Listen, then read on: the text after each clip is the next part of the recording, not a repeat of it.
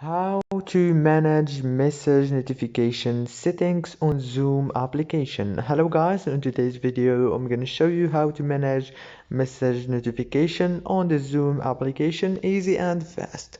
So first thing you have to do is go to the Zoom application right here, and as you can see this is the home page. Now all what you have to do is go down below and click on the more option right here.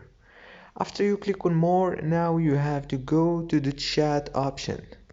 Click on the chat option and it will take you to this page. Now you have to go down until the last one. It's message notification settings.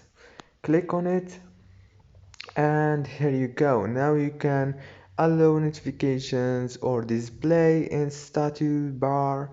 You can here manage everything. If this video was helpful, please don't forget to like and subscribe.